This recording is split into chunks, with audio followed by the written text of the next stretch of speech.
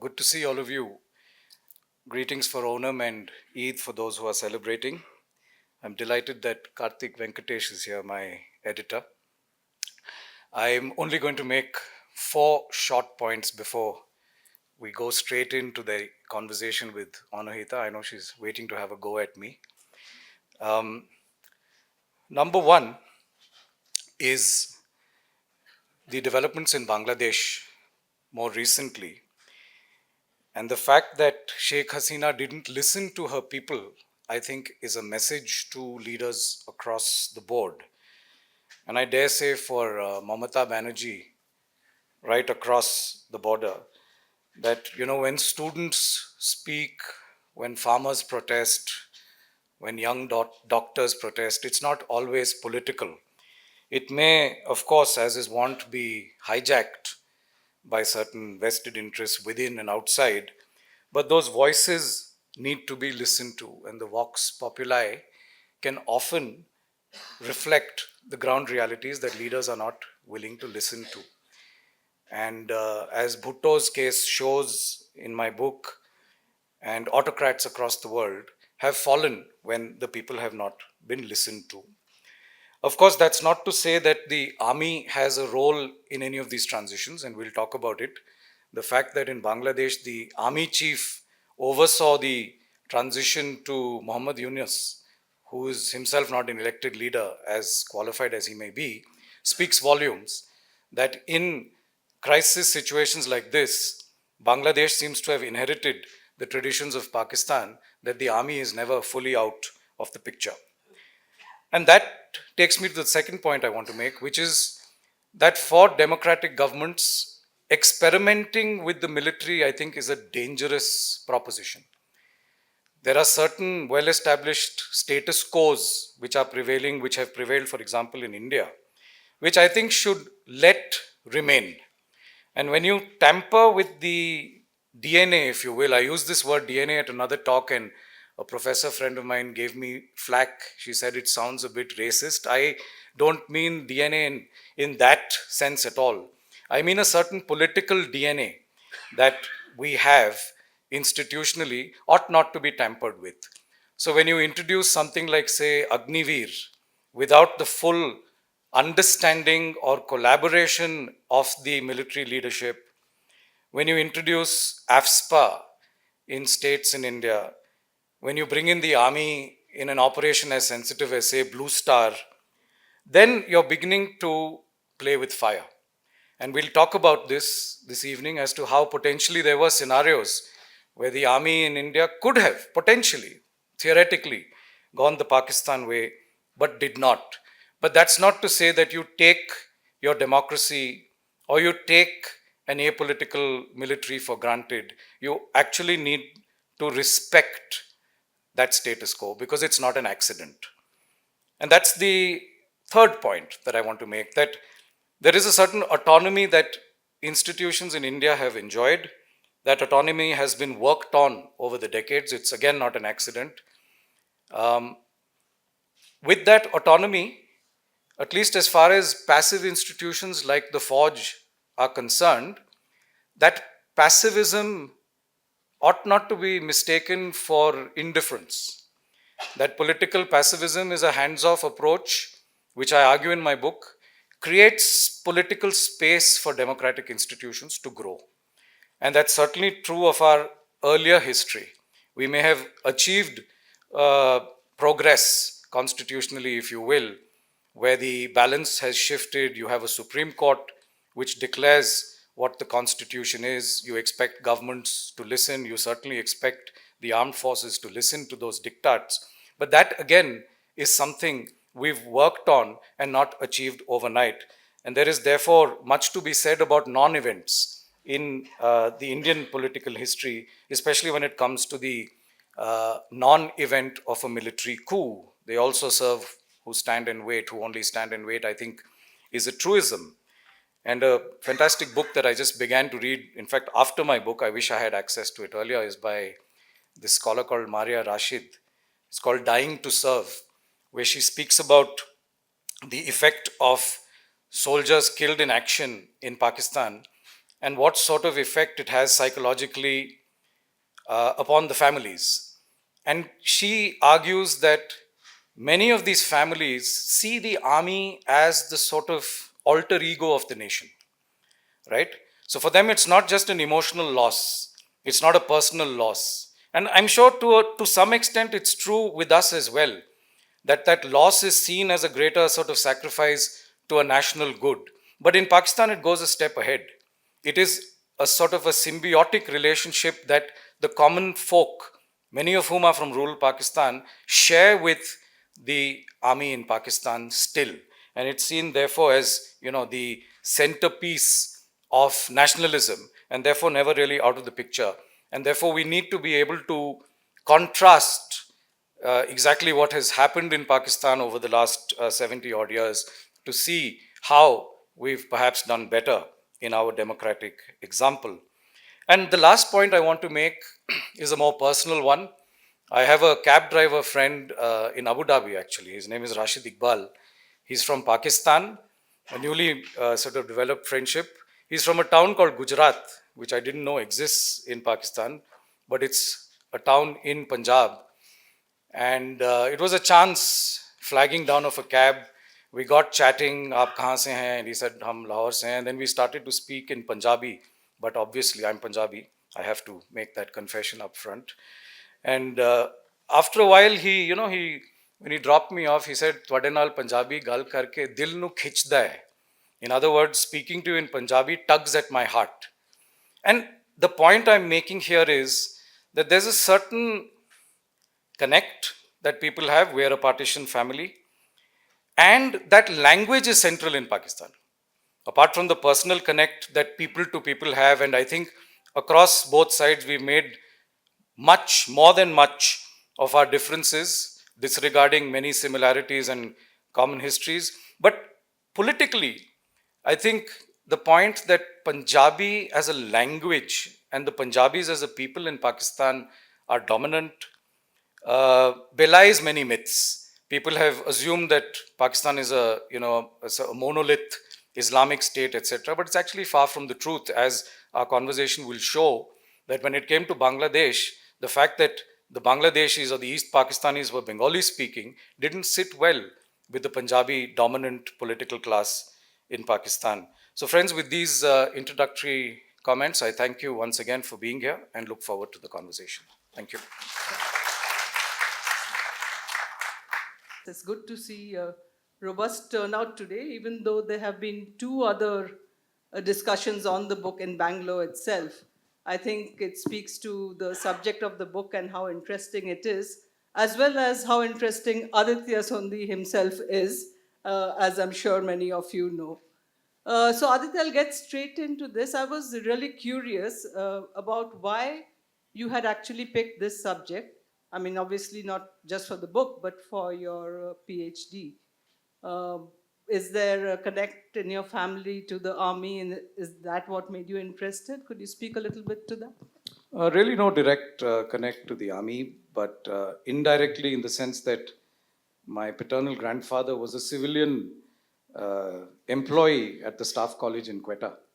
And our dad, my sister's here, was born in Quetta, grew up there till he was 9 years old, and then moved across.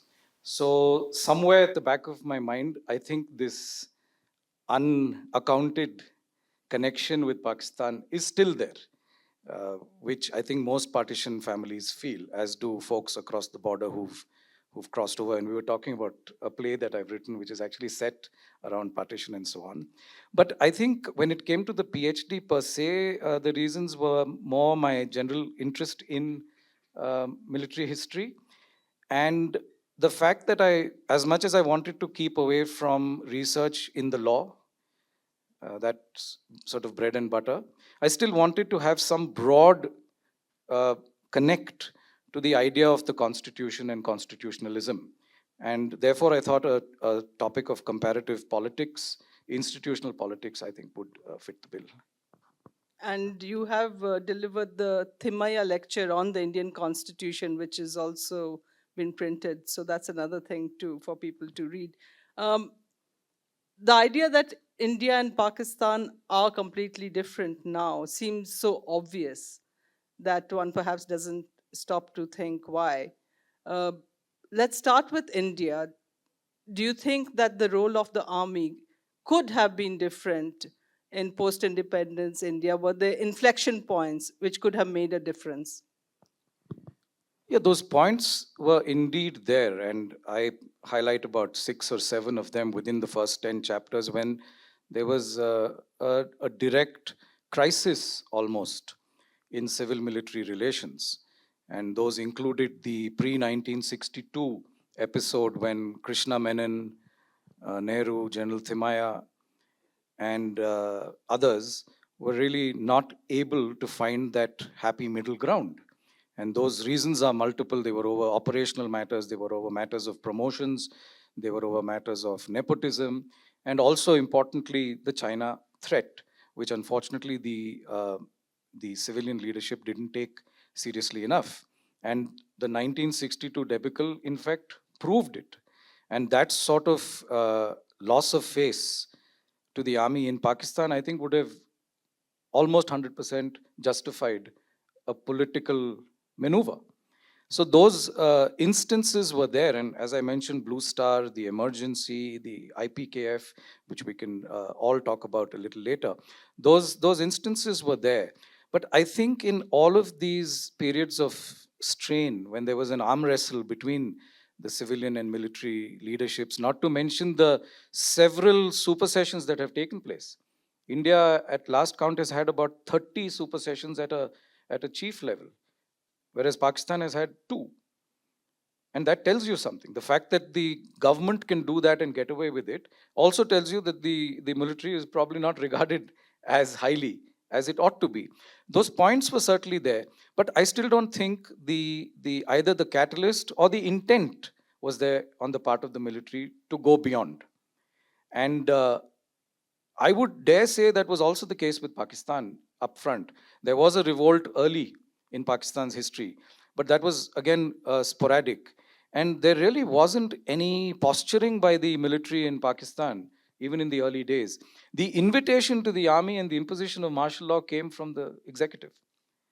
And that is really, for me, the crucial point that in young democracies, the early leadership has to have a certain commitment to constitutionalism, must have a commitment to democracy, and try and iron out those differences, however difficult they may be, through democratic constitutional means. And if you let the military through the door, then there's no turning back. You've also, in your book, pointed to the fact that Pakistan did not have a constitution for many years. It was still operating under the Indian Act. So, can you point to? I mean, we were one country. We inherited the same colonial structures. We inherited the same kind of leaders, perhaps. Uh, but in your book, you make a couple of points that perhaps the larger landholding class had more of an influence in Pakistan, the lack of a constitution, as I said, and even perhaps the leadership. Once the two countries were divided, there may have been a difference in the kind of leadership. In Pakistan, of course, the Pakistani leaders who were part of the anti-colonial struggle, but they were also waging a struggle for a different country. So perhaps that diluted the focus somewhat. Could you talk a little bit about the factors which uh, led them on a different path? Yeah, so as far as the colonial structures are concerned, Pakistan only made its first attempt with the Constitution 1956, which was 9 years after its formation and 9 years too late, in my opinion, because within that time, martial law had already been imposed in 1953. Ayub Khan, who had quickly been promoted from brigadier to chief, was de facto calling the shots, and it was his coup in 58 that saw the army directly in power. So that constitution, for all practical purposes, was a non-starter. And I think the contrast there is crucial because we had a commitment to a constitution up front. And we had our draft ready by 1949 and came into force in January 1950. And for the colonial baggage that we may have inherited, I think the Indian constitution went beyond it. It's surely not a colonial document. It tried to borrow from the best in the world. And importantly, you had a constituent drafting committee that was committed to trying to integrate the larger people of this country.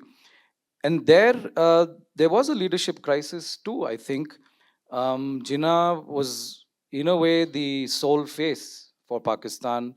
He was, in my opinion, a reluctant politician. To begin with, he was a very eminent senior counsel in Bombay and not a very pious Muslim. So it's not that his commitment to Islam or politics was, is something he wore on his sleeve. But he got pulled in, and he was also a shrewd opportunist. And he found himself at that cusp of history where he was actually leading a new country. But he wasn't, I think, quite sure what sort of democracy Pakistan was meant to inherit.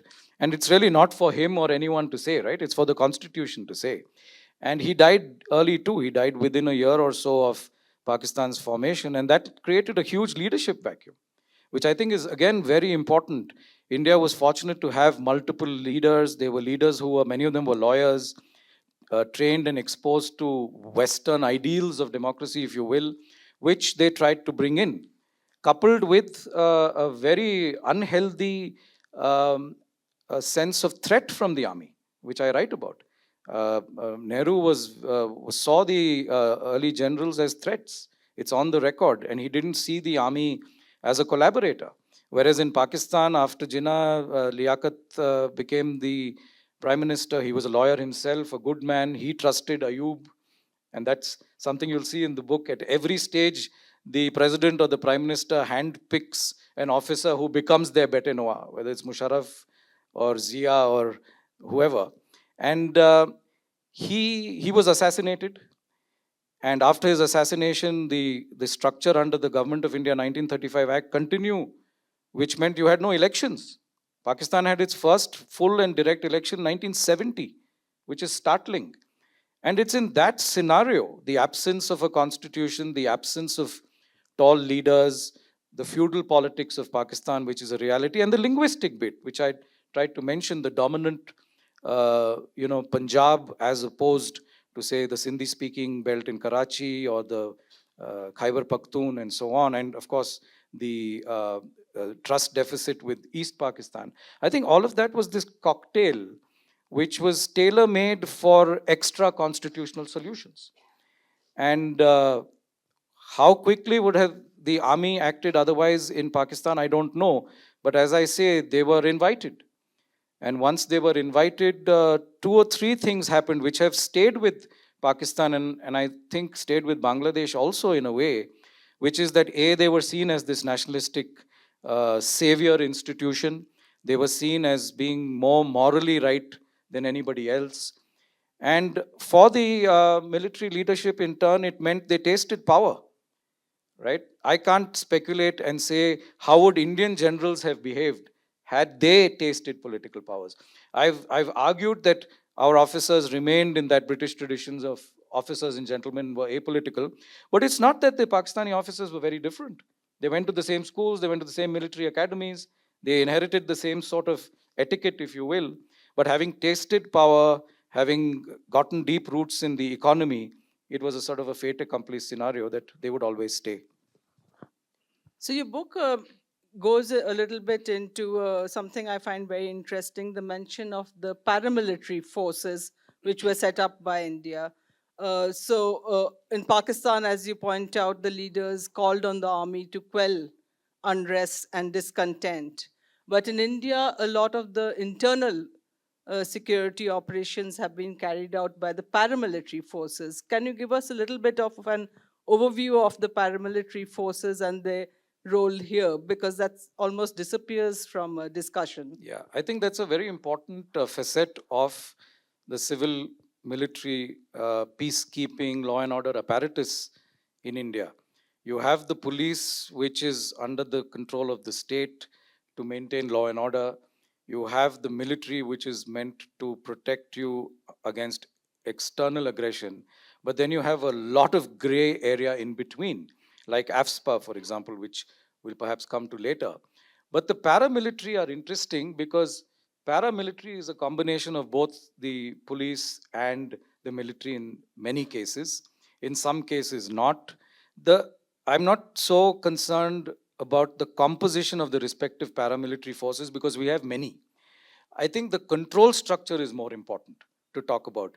That paramilitary forces, regardless of how heavily they draw from, say, only the police or a hybrid like the Rashtriya Rifles, when it comes to the pure paramilitary forces, BSF, CRPF, CISF, etc., they're reporting to the Ministry of Home. And that's no accident. The intent is to have different, or the intent was at least, to have different layers of armed forces, whether you call them the pure military or the paramilitary, at your disposal. And this was shrewdly thought out, and this has been written about, that this was actually something that the Congress Party and Mrs. Gandhi deliberately did, leading up to the emergency, the formation of the BSF as a sort of a buffer, right? Should the army go rogue? And that experiment has continued. In fact, after Operation Blue Star, when ironically it was the army that was brought in and should not have been, you had the National Guard constituted, which later became the National Security Guard. And these are there to stay. But there is a motive, if you will, behind these buffers between the pure military and the paramilitary. And there's actually a comparison in Pakistan which cost Bhutto dearly, Zulfikar Ali Bhutto. When he came into power, he himself mistrusted the army, and he had seen that the army had ruled the roost. He thought he was the first democratic leader, but he turned out to be perhaps their most autocratic one. And he tried to distance the army too by creating what he called the Federal Security Force, which was his own sort of paramilitary private security force almost. But he paid for it dearly. Whereas here, it's accepted as one governance decision. I think some of these paramilitary forces were probably put in place even during the British times. For example, the genesis of Assam Rifles, or even AFSPA, its origins lie in pre independence times. So, was this also a separation that the British had made, which was later developed by the Indian government? Not particularly. I think from my research, the paramilitary really came more prominently into the national security picture around emergency and thereafter. And we've continued to sort of build on it. What we had inherited from the British regime, in fact, was our intelligence agencies. And that's a separate book in itself. The fact that Indian intelligence agencies have no constitutional framework, right? The IB and the RAW and other adjunct bodies are really tracing themselves to executive orders that were passed somewhere in the 1880s or so. And to have formidable forces like this, I can't obviously call them paramilitary, but the IB is comprised mostly of police officers at the senior level, right? And there are legal questions to be asked as to whether it is a police force, a paramilitary force, or a pure civilian agency. And the Constitution is silent on it. But I think quite consciously we went this paramilitary way, which is where, when I look at something like Blue Star in particular, and the generals themselves have called it out, saying this was not an operation for the army. There was no business. You may have got it wrong with 1962. You may have got it wrong with Kargil. You may have got it wrong with the IPKF, which we did. IPKF operations in Sri Lanka are called the Vietnam of India. But there was never any political response from the military, despite being pushed into this sort of completely unclear battle zone. But Blue Star was something that could have gone horribly wrong, because of the fact that the military was really not intended or meant for that operation. It was a purely internal matter, and more importantly, because of the religious sensibilities involved. And as I write, there was, in fact, for perhaps the first time, a revolt within the army. I think 9 Sikh, many of the Jawans revolted, but that revolt was suppressed. There were no officers involved in it, and it gets it becomes a footnote in Indian history. But the point is, these were delicate scenarios. Is it also the immense size of India? I mean, that keeps any of, what could have been quite a critical moment after Operation Blue Star, and some senior official officers did resign subsequently in protest. Could that have been a moment which would have changed the situation had we not been such a large and pluralistic country? I think by Blue Star, which is 1984, we were so, I think, far gone that the idea of any political adventurism was really off the table. And this is where I pay tribute to the armed forces. The whole non event of a coup is something we must give its due regard to. The fact that we stayed committed to this relationship of hierarchy where the civilian government ultimately knows best, and whether the military agrees or does not agree, those differences are expected to be ironed out privately, they are expected to be ironed out in a civil manner, and ultimately you take it on the chin and move on even if you don't like it. And by the time Blue Star happened, as delicate as it may be, and the interesting thing is that Bhindranwale's two key advisors were retired officers. They were both generals, General Bhullar and General Shabeg Singh. They were both major generals, retired. So they were obviously taking on a political avatar. They had no issues with it.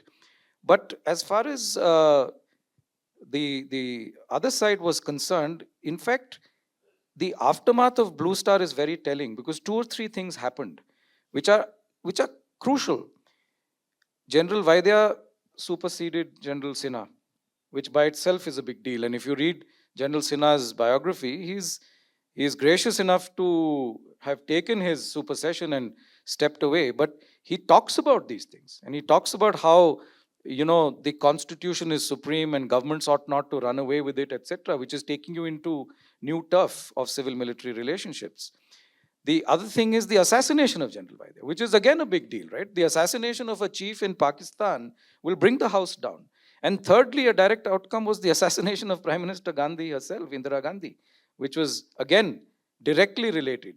And the point is, as I say, these have now become sort of factoids in our larger history.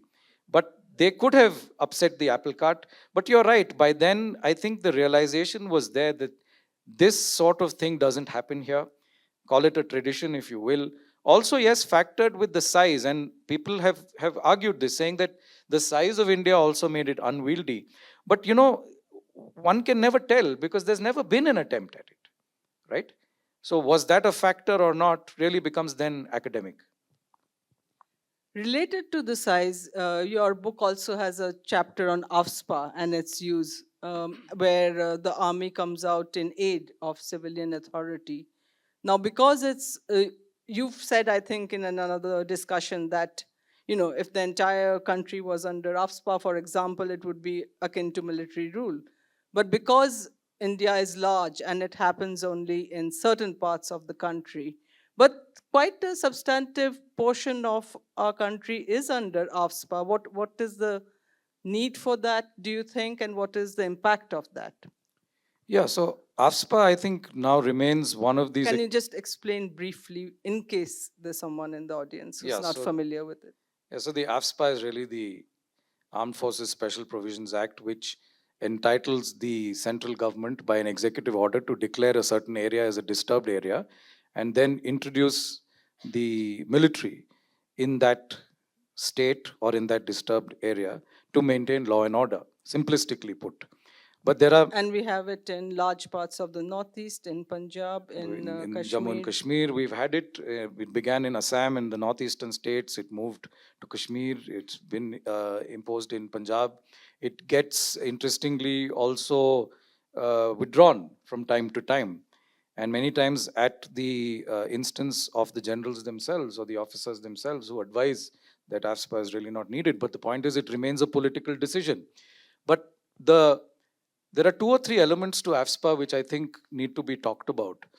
One is just the constitutional position. AFSPA came before the amendment to the Constitution. The Constitution was amended way after AFSPA by insertion of Article 2A in List 1. I don't want to get too legal, but what it says is that uh, the Union government has the legitimate right to make law providing for military aid to civilian power. Loosely put, that's what 2A says. Now, aid to civilian power by the military in itself, in my opinion, is a misnomer. Not to say that the amendment came after AFSPA. AFSPA was challenged in the Supreme Court, it's been upheld. So it's law, it's legit. But the idea of bringing in the military in aid to civil power in matters of internal management is a very skewed concept, in my opinion, in the civil military balance that we've had. Because you've tried to have this broad separation between the police forces, the paramilitary, and the army. And toying with that arrangement, it may have proven operationally successful in the states that you were dealing with. It has given rise to serious allegations of human rights violations, which is a separate issue to be dealt with. But I think from the larger concept of the role that the military plays constitutionally in India, I think AFSPA is an outlier. And as I say, it's in force in Manipur today, but we really don't even know what's happening in Manipur. But for the people who have their ears to the ground, that news hardly even percolates to us. But the example that I gave, imagine if you declared 9/10 of the country as disturbed, and then you had AFSPA in force, God forbid, in Karnataka or in Delhi. It would tantamount to military rule in a way. Not directly again, because it's not a general who's ruling the roost. It's still a political executive decision, no doubt. But the fact is that you're now creating a far broader role for the military that was never envisaged. And that, as a result, means the military gets drawn into matters beyond defense. And if you read a lot of writing on Kashmir, the manner in which AFSPA has been implemented takes it beyond matters of defense and peacekeeping. It's executive in many ways. It's really governance. The army is there. And as far as the common Kashmiri or the common citizen is concerned, the army is the face of the government. And that, as I say, again, in many ways, credit to the armed forces that despite this opening, and look, this is a collateral opening. The Indian Constitution does not provide for martial law. Let's be very clear. So the idea of military rule or martial law is alien to our Constitution, as it was in Pakistan, by the way. When martial law was imposed in 53, there was really no provision, but the Supreme Court ratified it on the basis of necessity. But I think with AFSPA, though it has emanated from the civilian leadership, I still think there needs to be a greater deal of soul searching from the perspective of how it impacts civil military relations going forward. And one last point, that the checks and balances with AFSPA also are far less. It's an executive order, right? It's an administrative order which brings the almost draconian measure of AFSPA into play. Now, if you compare it to the emergency provisions in our Constitution, those have a much higher threshold, right? That goes to Parliament. This is an executive order. And you therefore don't want to be, if I may say, testing the waters with these sorts of structural changes unless you're completely sure that it's in larger public interest. As you said that at times AFSPA has been withdrawn in places, sometimes even at the instance of the army itself. Is it, does the Indian Army really want to be out of the civilian areas, or does its perpetuation in these circumstances become a goal in itself? You know, the official position on it is all I can comment on, because I'm not privy to anything behind the scenes. And there are veterans in the audience who will perhaps say their bit later. But from whatever I've read, the stated position, not only the official position, but let me say the semi-formal position, which you can gauge from biographies and memoirs of generals and officers, is that, look, we never asked for AFSPA. And when the government asked us to withdraw, we withdrew.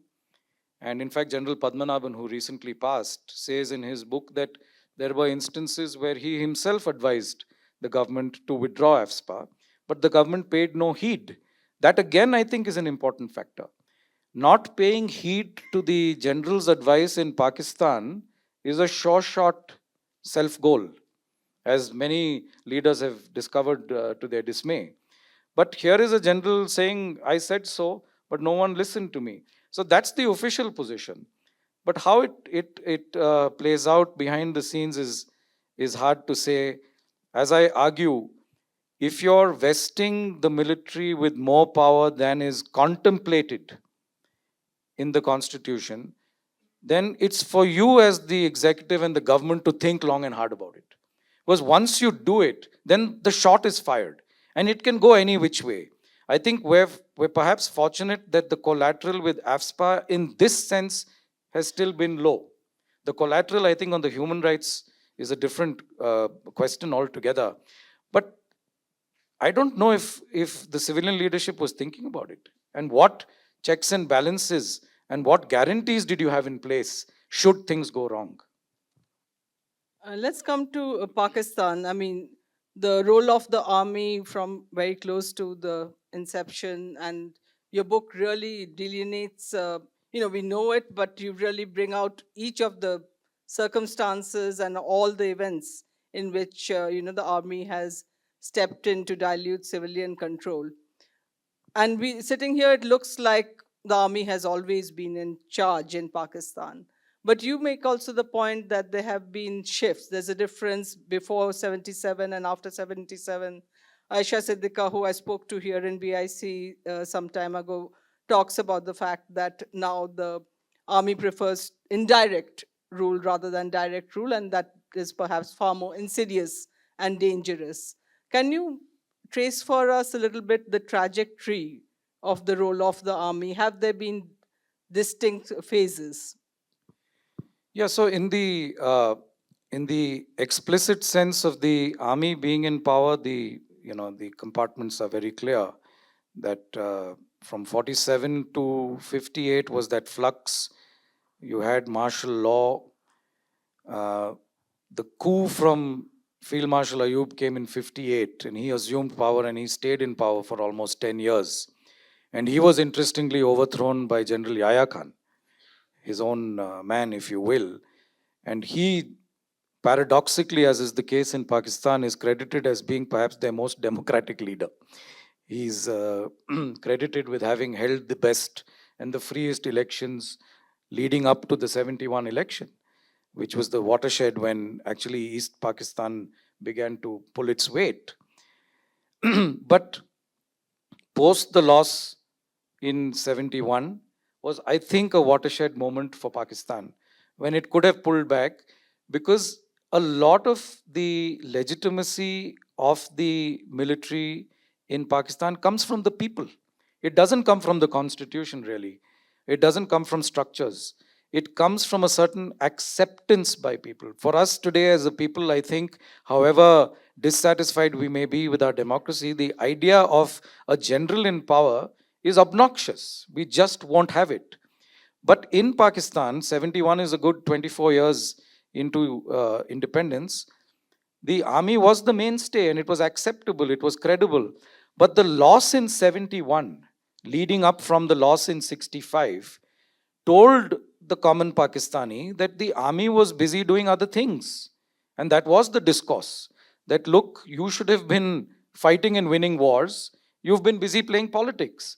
And that was the sort of the sentiment on which Bhutto came into power. And that was how he made his pitch to India for the negotiations and to the world at large, saying this is actually the first tryst with democracy that Pakistan was going to have, and that could have actually turned the tide for them. But unfortunately, as I argue, neither were there democratic traditions in Pakistan, nor were there sufficiently democratic institutions. The courts were playing second fiddle. The media was critical to a large extent, but the leaders somehow inherently found themselves more dictatorial, more autocratic than the Fauji's. And as a result, Bhutto was sentenced to death, and it was his better Nawaz Zia, who he had handpicked, who showed him the door. And after Bhutto went, that experiment with democracy unfortunately failed. And it failed so badly. There was so much violence, there was so much rigging of elections that the common Pakistani folk, perhaps with that 6-year experiment, said we were better off with the armed forces. And that led to Zia's return. That's, of course, when things turned in a different way, because the army and, in a way, the country got Islamized, by which time you had a new constitution. It was an Islamic Republic of Pakistan. Zia changed the motto of the army, which is, it's more than optics. When you change the motto, and he introduced, if I remember the last part of it, it says Jihad fi Sabilillah, which means basically struggle in the name of Islam and of the Prophet. That changes the very signature of the armed forces. And it's not to say that the army by and large accepted it. There were still people with a sort of British type secular tradition who were uncomfortable. But that cost them. Many of them were passed over. People who were more loyal to Zia, who were seen as more puritanical and more religious, moved up quickly. And then thereafter, it's really been musical chairs. You had this decade of democracy, which is so, it's almost tragic, but it's fascinating. When Benazir was in power, General Nawaz was then in power. General Nawaz was regarded as the savior and a champion of democracy. The Western press in the history of Pakistan calls a general as the champion of democracy. How ironical is that? And that's when it went around. And in Pakistan, it actually goes around in threes, not even in twos, because they're still not clear to what extent is it parliamentary and to what extent is it presidential. So at any given point in time, you either have a president calling the shots, or you have a prime minister, or you have a general, or you have a general as the prime minister, as Musharraf showed us, and at times as the president himself. And that's the skewed experiment that Pakistan had that went on till the 90s. Then Kargil happened, Musharraf came back to power. And to quickly conclude, I still think that the last few years have been very interesting for Pakistan. And however one may see Imran, he's a very popular leader, right? Though he started as someone who was seen as the army's A hybrid. Yeah, no doubt. He actually found his place because he had the army's backing. And I think that is a given in Pakistan. That is the So has yeah. you mentioned how India has, there have been moments in Indian history where things could have gone otherwise. Have there been moments in Pakistan's history when the civilian leadership could have wrested back the control? Yeah, so I think one, as I said, was Bhutto's time. Clearly, unfortunately, he didn't cultivate those democratic principles, and he didn't have institutions to back him. Benazir tried, she paid for it with her life.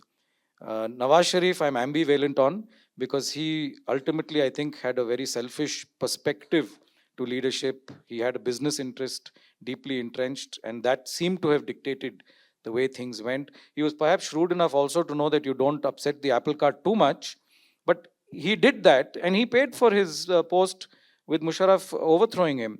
But I do clearly think that thereafter, when the lawyers' movement, for example, happened, it was a strong grassroots movement, and that's perhaps what I should have also said in my introductory remark, that you must listen to the people, whether it's students or farmers or doctors or lawyers or civil society.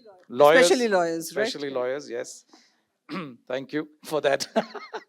uh, that is the voice of the people, and that was the time, I think, when the relationship with democracy in Pakistan started to turn. The Supreme Court became more assertive.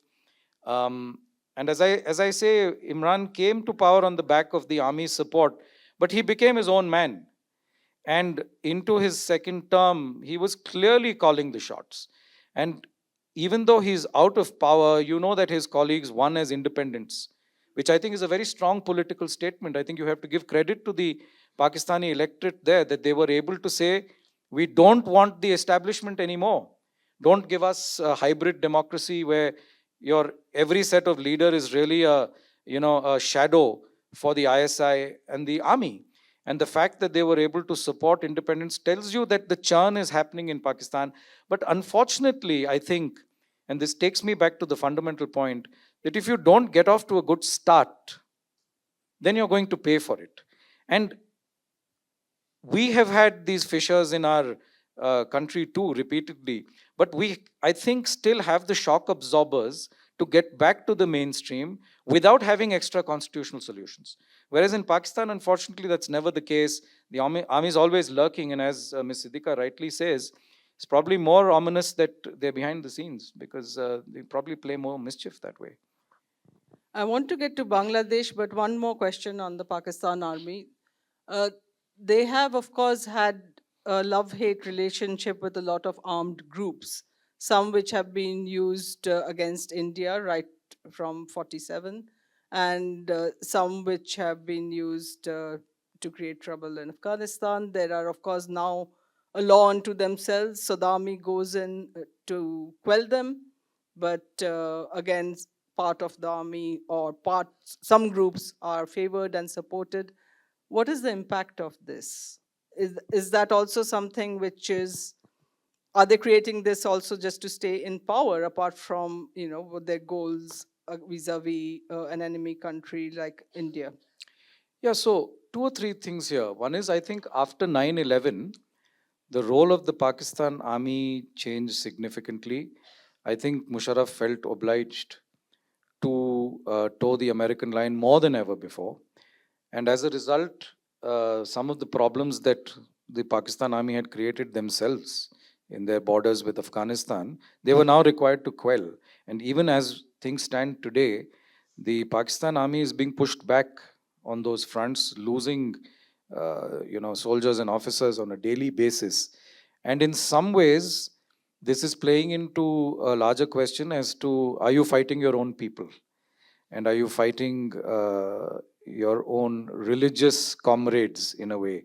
And that's creating a different identity crisis of its own, which is why people had cautioned Mrs. Gandhi against bringing the army into Blue Star, because the moment you make the military don a religious hat, you're in trouble, because that can then percolate in different ways. But to the earlier part of your question as to the trouble that the army and the establishment, in a sense, creates in India overtly and covertly, I think that is the larger narrative. That India, that whole India bogey, that India is the constant enemy, enemy number one, that India wants to undo partition, to reintegrate Pakistan into India, is the narrative on which the army has justified its existence, right? And for whenever things have gone bad for the army, their generals, and you might have seen in my book the ironies of the statements that each of these generals make when they come into power, saying the military has no business in politics, but look, we know best. And this is, yeah. Can I interrupt to ask, could they have stayed in power with quite the same amount of strength, force, and longevity had it not been for example, American backing, which perhaps now is being replaced by backing from China and other friends? Yeah, good question. I mean, look, American international policies are fairly inscrutable, and they're very opportunistic. You know that Pakistan will back a general. For example, they backed Musharraf post 9/11 because they wanted the full force of that establishment. But equally so, when they felt Bhutto represents a return to democracy, they wanted to be the patron saints who brought democracy to Southeast Asia. When they were sick of him, or they were sick of Zia in some ways, people have said that Zia's death was no accident. I don't know, I can't corroborate it, but that's been the narrative. So yes, of course, I think that international support has been critical. China's relationship with Pakistan, I think, is a centerpiece and something to be talked about in the larger geopolitics for us and what sort of relationships we've built. But just to return to that point I was making, that entire India bogey is something we need to be careful about. It's one thing to say that we've done better, we're poles apart when it comes to our constitutional standards, fair point, but then that's hardly the comparison we want to be making. And it is also in our larger interest to have successful democracies around us, which we don't. We neither have strong relationships with our neighbors, and nor do we have flourishing democracies. And with Pakistan, um, maybe it's not our business to enable a return to democracy, but it's equally not our business to feed this narrative. And I don't know, many of you would have seen that leading up to the last election, there were leaders going to town publicly saying that, we have to undo partition. However fanciful or casual that may be, in this day and age of social media, it gets picked up. And that gets picked up and becomes then the basis for the army to go to town. And look, the army has a very strong PR mechanism in Pakistan. Let's not forget that. They have deep economic interests and they have the media and they know how to use it. And that then becomes the narrative for them to stay relevant. So you talked about our neighbors and our relationship, which is a good point to get into Bangladesh. So clearly the army had a role, but also clearly the government of Sheikh Hasina was extremely undemocratic.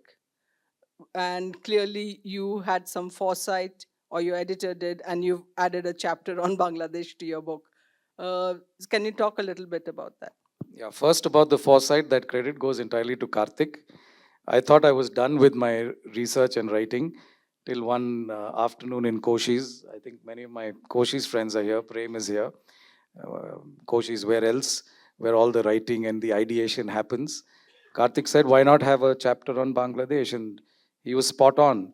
It's not that I personally saw this coming, but in the course of writing that chapter, which is a decent 10,000 word chapter, I was able to unravel Bangladesh's experiment. And it's a very unique, sui generis experiment, because Bangladesh inherited the baggage of West Pakistan. It inherited the military as the savior in some ways. It had long stints with generals in power, General Irshad, the other General Ziaur Rahman. But to Bangladesh's credit, their experiments with pure democracy have actually proven better than Pakistan's, especially in the last 20 years. And they've been with their elections in Bangladesh are very violent. They're again student driven. Many times you're doing this different musical chairs there of caretaker governments, and it's a two-party race by and large. But with all that, Bangladesh was still able to at least push away from the military for a considerable period in time, which is longer than Pakistan ever.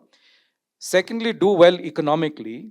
And thirdly, which was a real revelation to me, was the acceptance of NGOs, civil society movements, and a commitment to institutional collaboration, which are really the hallmarks, right, of a responsible democracy, which something for us to reflect on.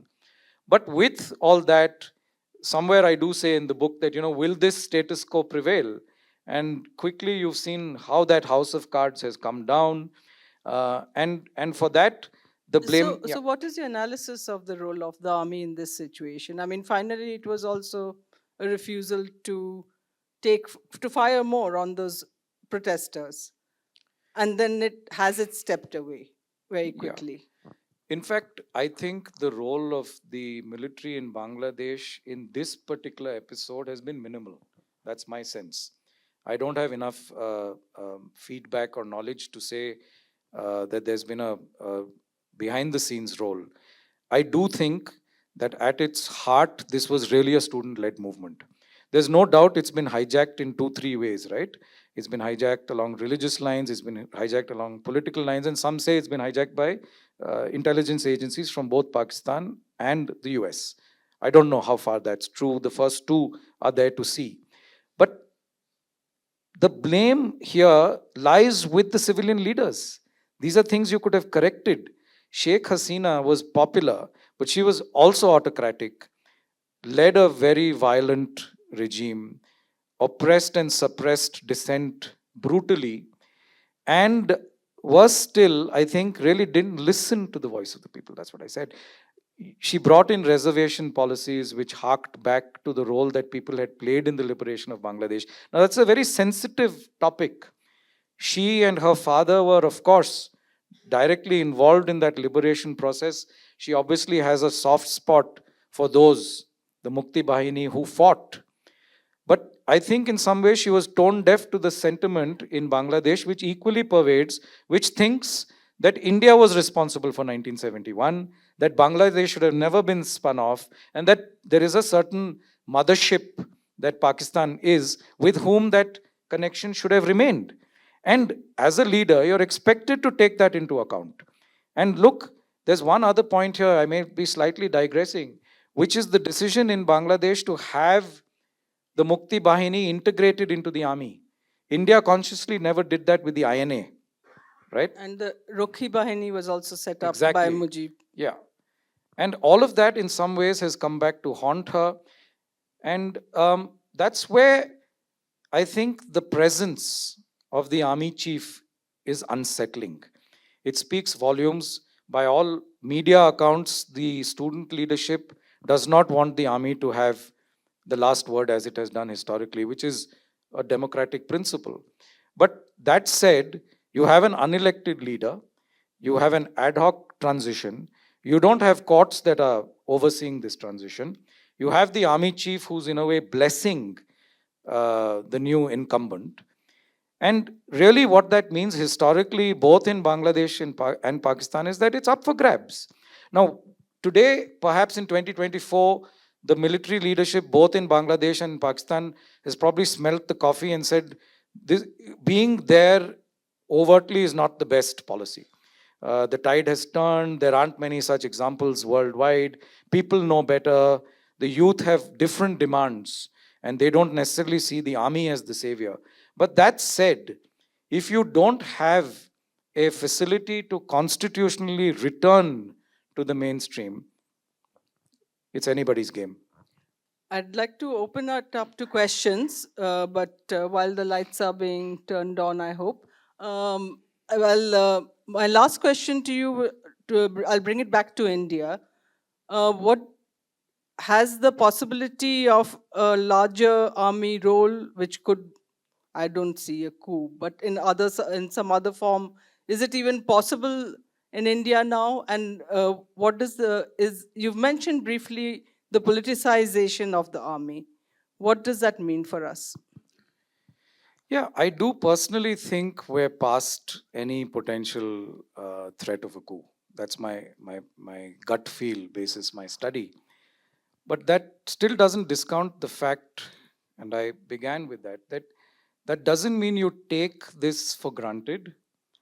It means that we cherish and nurture those ideals which have brought us this far, that we continue to feed institutional checks and balances, and importantly, we don't toy with the ethos of the military. It can work in different ways. It's actually played out in a very different way, I think, in the last few years.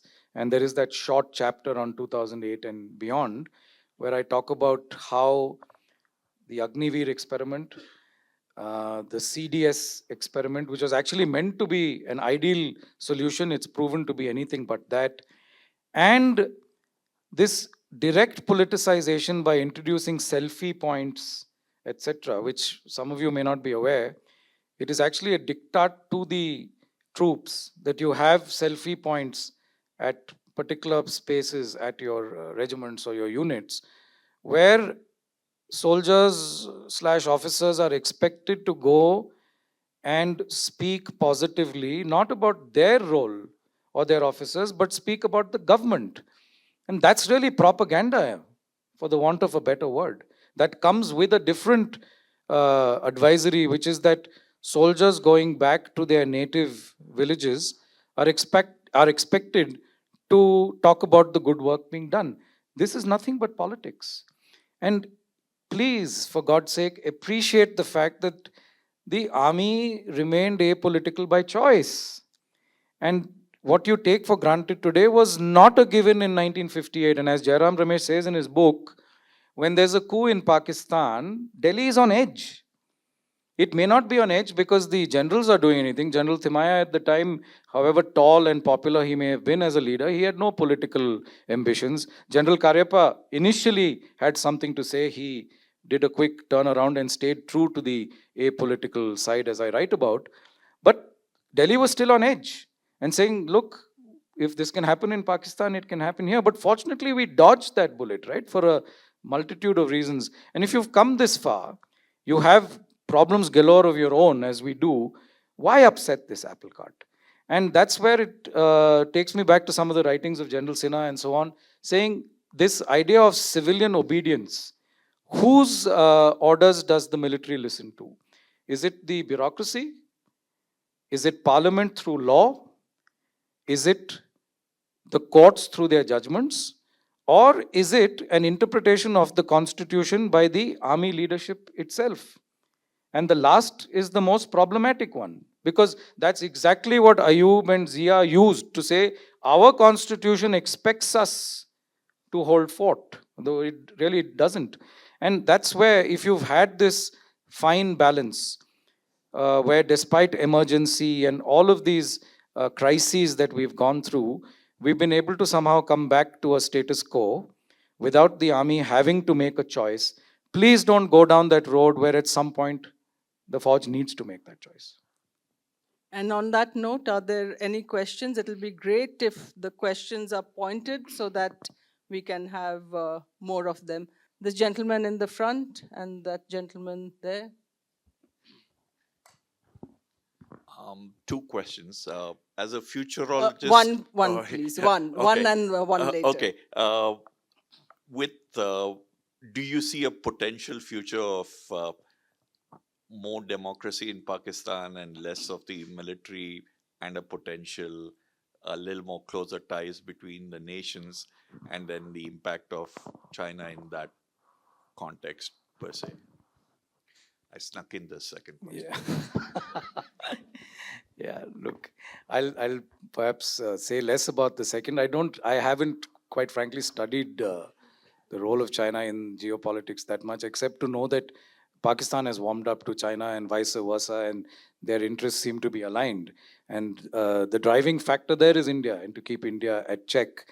But to the first part of your question, is there room for a return to pure democracy in Pakistan? I'm afraid not yet. Though this is a third run of a government in Pakistan, which is unprecedented. But that said, if you look at the sort of election that took place, the arrest and the ouster of Imran, the fact that he could be arrested from court, he was picked up from court, tells you the general disregard for rule of law in Pakistan.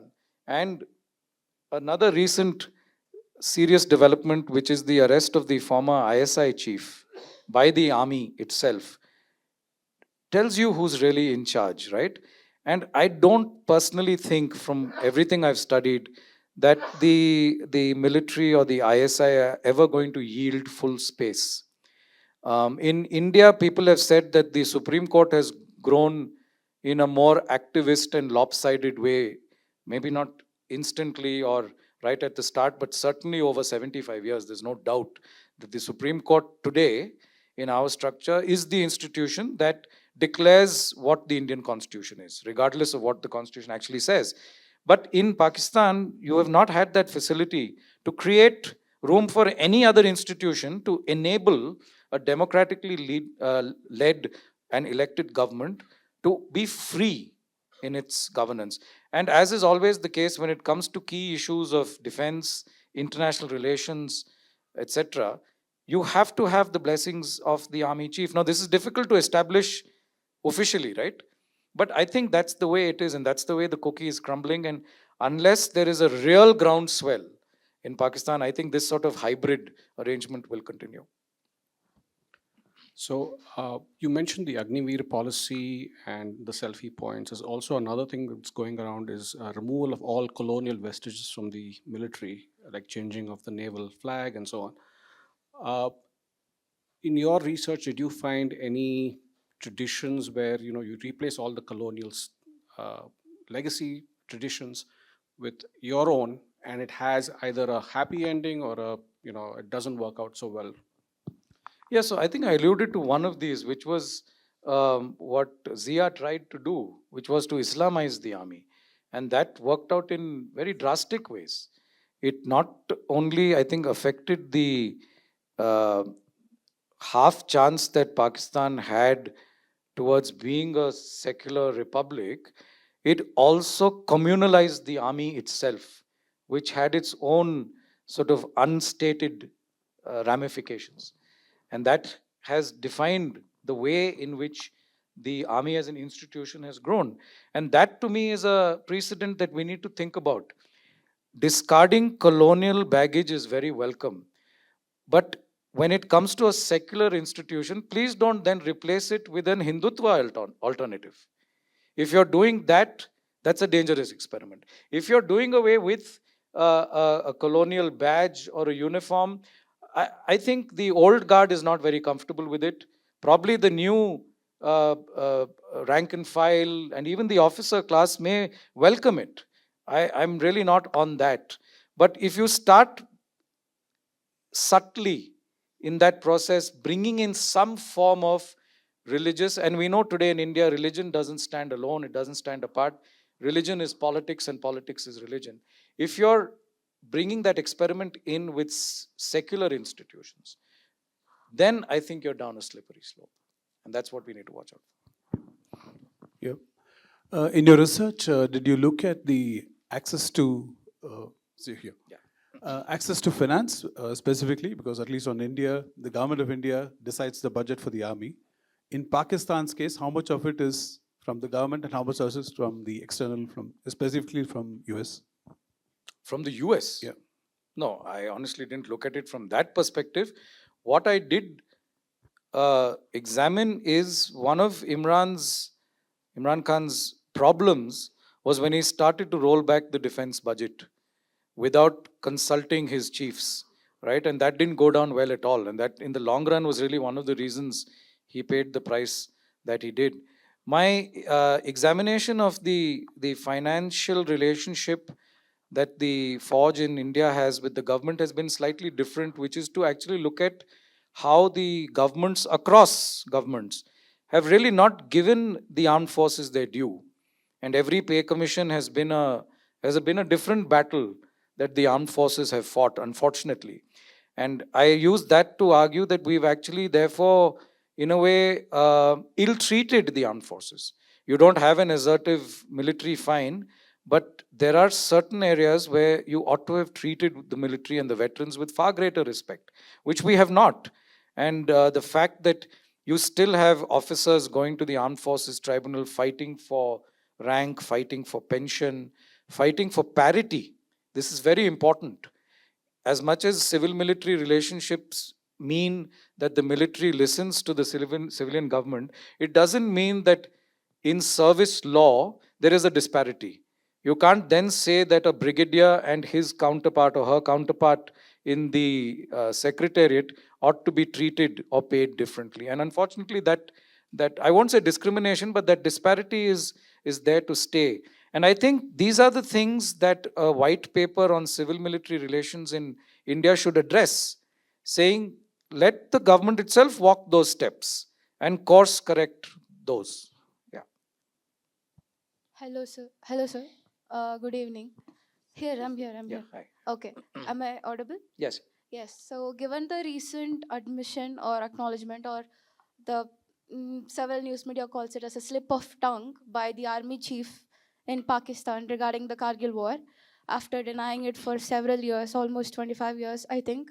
And this obviously questions the transparency and also accountability. But my question is, the diplomatic relations are already strained so bad. But like, what impact do you think this revelation would bring on the regional stability and also the international perceptions of Pakistan, on Pakistan? I personally don't even think it was a slip of the tongue. The army chief knows what he's talking about. In some ways, it's actually, I think, shrewdly said, because it's a validation. The moment you pitch Kargil as a war, and you can then play to a gallery to say that we had martyrs, now martyrs is a wrong word officially a wrong word to use, but you had your officers and soldiers sacrificed in a scrap with India. It's actually bringing the military back into that conversation and bringing India back into the conversation. And otherwise, I don't think anybody has been under the impression that Kargil was not a war. It was, of course, a localized war. It was a short duration war. But even and I have cited from the website of the Pakistan Army, where all of the soldiers who fell in Kargil are enlisted there. And in fact, at the early part in time, uh, many of those soldiers, the Pakistani forces, the leaders refused to take back, and they were actually given a burial by our officers. But in not even the long run, shortly after Kargil, it was a given that it was a warlike scenario, and we had our own issues to deal with on Kargil, right? Maybe digressing a little bit, which is intelligence failure and so on. You have armed forces tribunal judgments which call the Kargil war a war. So, how does it change the perception of Pakistan? I don't particularly think it really changes things. Kargil is now part of a larger history of Southeast Asia and India-Pakistan relations. And I do personally think this was not a slip of the tongue. My question to hello, can you hear me? Shall we take 2 or 3 and then Yeah. can... Sure. Yeah, Just just a minute. See, I've seen that generally in Pakistan, the army officers and even generals are more intricately involved in various economic activities and business and trade to their own specific advantage, and even corruption, etc. Like the ISI incident also that. What exactly has been the role of such an activity being allowed in the army? I'm quite sure that in India we don't have that kind of situation. Has played a role in the entire issue of army taking over the country and trying to run it. Economic involvement. That is actually a very... Shall we Oh, take- sorry, we're we'll taking take a 3 few- questions. Yeah, sorry.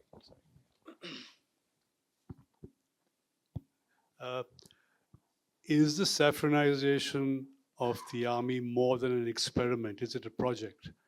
By absorbing the ex-generals into the army, into the BJP, is that part of a larger project to compromise the army and to sort of blur the lines between the civil and the military?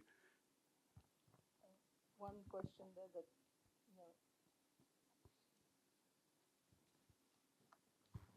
Good evening, sir. My question probably requires you to put back on the lawyer hat, which is there was a recent case with what's going on in Manipur. One of the requests from the petitioners was that the army be deployed.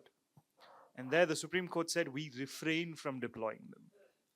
What are your views on the courts now trying to step in with deployment and rather non-deployment? Do the courts have a role to play? Yeah, I'll take Sai's question first. We'll go backwards. Look, honestly, the question of whether a force is to be deployed in a particular area or not is a pure policy decision. And it's an expert decision at that.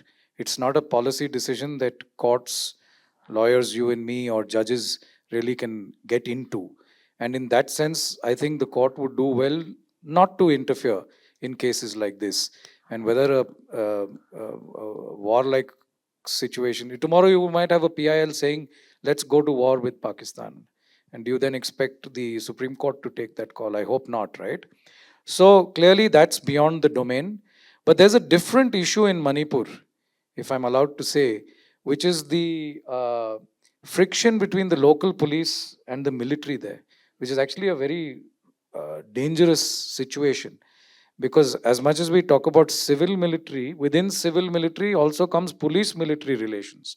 And there has been a broad understanding many times when the military has been brought in, that there are, areas that you demarcate and you go to and you don't go to. And that's playing out in a very different way. It's playing out in an ethnic way.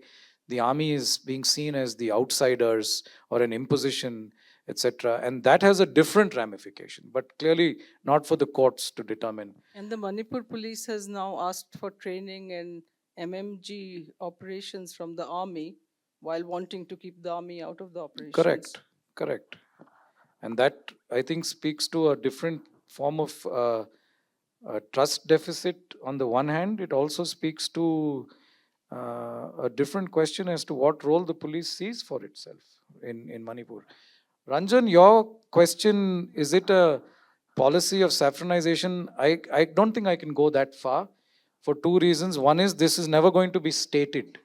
Secondly, I think we're too early in the game to draw those sorts of alarmist conclusions. Because for every general who's joining the BJP, or you must have seen even at the Ayodhya investiture, there were many generals who wanted to be seen there. And they were doing their own selfies and so on. But I still think that is not necessarily representative of the larger ethos and the priorities of the armed forces. So has that permeated deeply enough to say that the military is saffron in India? I would say no. That's my sense. But you said, is it a project? I don't think I can call it a project, but is it an experiment happening at some level?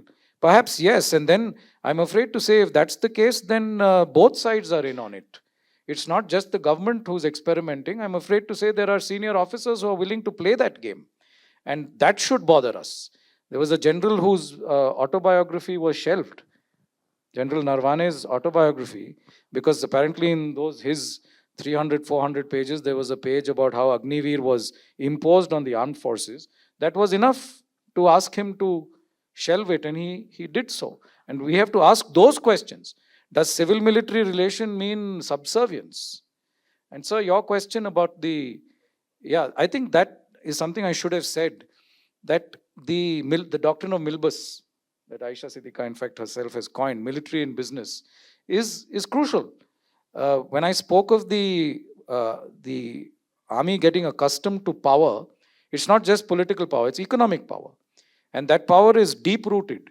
It's in land, it's in manufacturing, it's in banking, it's in housing, and it's also slightly subtle in terms of holding, in perks, shall we say, in terms of holding posts. There are many corporations in Pakistan, ex officio, that have army officers on them. They don't belong there. Imagine if your KSIDC had a general on it. Something's wrong, right? So you have industrial development corporations in Pakistan that have had officers serving on them.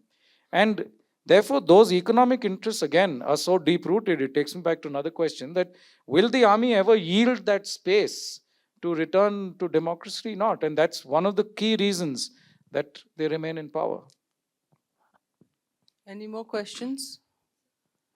Yeah, General Naidu.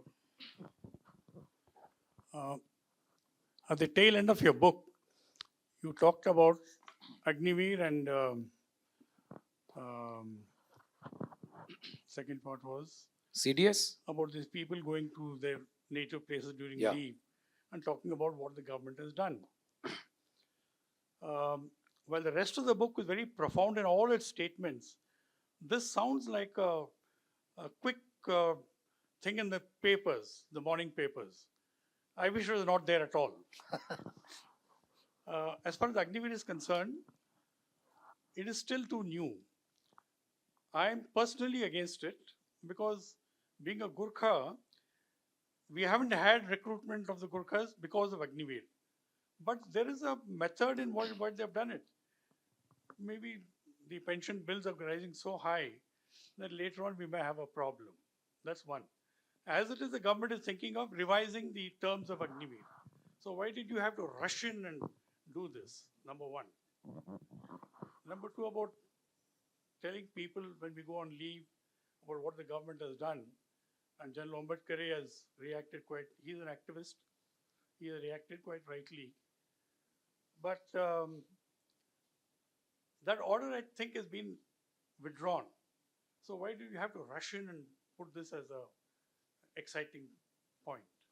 From another reader's point of view, I think these aspects provides a more complete picture. So, of course, he's done an amazing amount of work looking at the history, but also the emerging realities under which the army is functioning. So from another reader's perspective, I think it was very good that he flagged these things, which of course will need much more exploration in the future. Sorry, I just hijacked your answer. So that's fine. Are we taking threes or, yeah, sets of threes, right? Yeah. I'll just come back to you, General. My question really is about what happened right around 1947. The ability, the maturity of the officer corps in the Indian Army versus the maturity and the, on the Pakistani side. Until, if I remember right, 1950, there were British officers commanding both sides. And the British officers continued on the Pakistani side for some more time, while Karyappa became the Indian Chief of Staff. Now, if you take the personalities of people like Karyappa, Timaya, Sri Nagesh, they were thoroughly schooled in the apolitical. Now, and then if in Pakistan it was said that the army is the sword of Islam, and then you had less mature people. So do you think that divergence happened right in the beginning? I wouldn't go that far because, as I've said, the pool from which the officers in both countries was drawn was one and the same. And by and large, they belonged to the same school of thought, which was to be apolitical and to be officers and gentlemen and keep politics off the table. Now, that said, you'll be surprised to find that General Karyappa himself, as a brigadier, had proposed to Lord Ismay that you have a combined army of both India and Pakistan, and then you have either Nehru or Jinnah leading the government in this hybrid arrangement. So this was a proposal that came from him, it's documented. And it was, of course, quickly shot down. And I will say to the defense of General, later Field Marshal Karyappa, that thereafter, he never had anything to say along those lines. And he, in fact, then publicly spoke of how the forces need to remain out of politics. Though post-retirement, he even ran for an election in Bombay and lost. But you're right. I think that earlier crop of leaders, Karyappa, General Timaya, General Sri Nagesh, General Manik Shaw, Field Marshal later, and many of the others, like General Thorat, for example, belong to that exact school of thought. But it's not that the officers in Pakistan began their careers with a political ambition. That's my opinion. I think they were also fairly well adjusted to the idea of playing their role as a defense force. Unfortunately, there was nothing else on offer. You don't have a constitution, you don't have elections, you don't have civilian institutions. You have sectarian riots, which the police is not able to stem. You have an identity crisis in some ways as to who Pakistan is. And it is in that cocktail that the army is brought in to stem the tide. I think that's the opening in the door. Had that not happened, there may still have been some adventurism in Pakistan, simply because of the uncertainty there.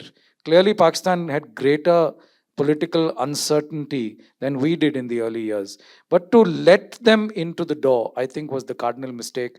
Had that not happened, I would still argue that a lot of the leadership in the Pakistan army would have liked to belong to this tradition of being apolitical. And that is the reason someone like General Nawaz, 40 years later, was acknowledged as a champion of democracy, because he actually had a tailor-made situation for a coup, but he said no, right? So that's my analysis on it. What was the other question? Yes. General Naidu, yes, sir, thank you. Your point is well taken. It's not just what General Wambadkere says about that executive order, and frankly, I'm not aware of it being withdrawn. And even if it is withdrawn, sir, why was it there in the first place? Why is Agniveer brought in and then you quickly say, okay, let's rework it now? I don't think that's a mature way of going about things. Not just with the army, with GST or demonetization or anything else. There's no point in going hell for leather and then saying we'll roll this back, we'll roll that back. We'll see. I personally don't think that's how macro policy should be made at any level. And as regards the diktat, there is a rule 20, as you fully know, sir, in the army rules that forbids any soldier or officer to have any political affiliation whatsoever. It's there in the book, even if it's not needed to be stated as the obvious. It's in the book. Where does the role then of that soldier fit in?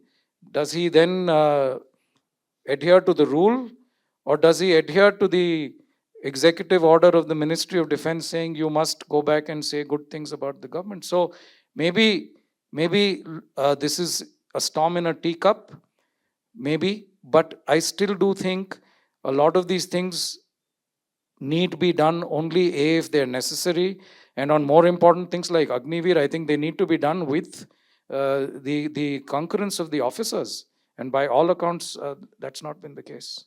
Yeah. Nina. Hi. Hi. So did we talked about this last time also, Aditya.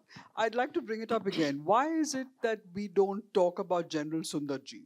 Was it fact or fiction that he actually moved, these whole platoons and troops without consulting the Prime Minister, or was it just fiction? And why is it that we have multiple attempts by the Pakistan army chiefs to take over power, but in India it's never happened. It's except I believe for General Sundarji.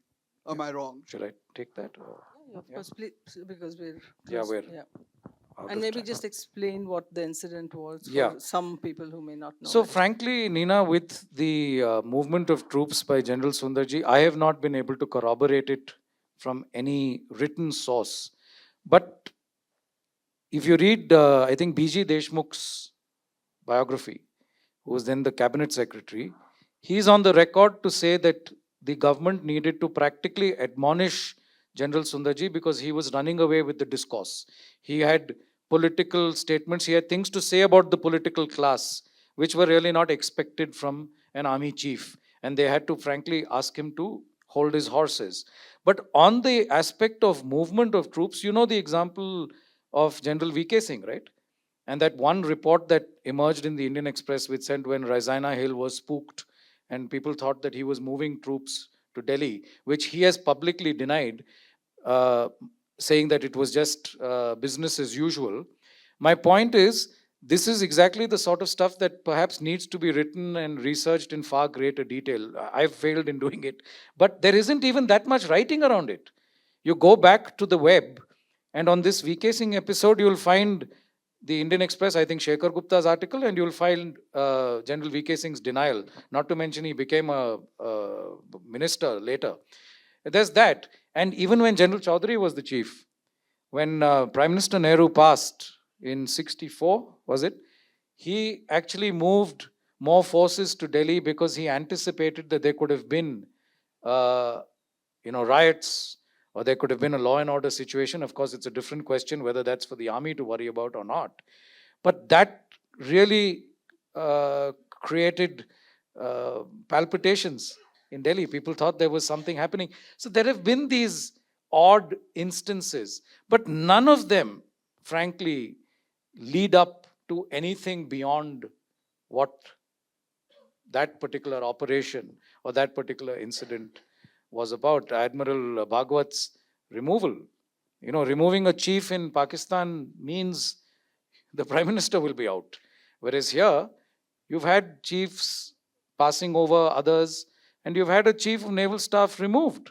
And he says this was a coup against the Navy, if you read his book. So the end note here is that a lot of these things have happened, but I think fortunately for us, they remain episodal, they remain footnotes.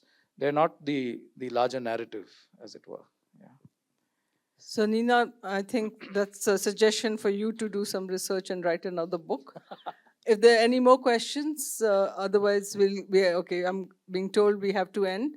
So one thing I have to mention for those of you who haven't yet read the book is that it's a dense subject made eminently readable. The number of books which Aditya himself has digested to produce this, it's for us to read and also for openings for us to pursue. So do get yourself a copy as you go out. And thanks again to the BIC for this. Thank you, Anuhita. Thank you very much. Thank you. Thank you.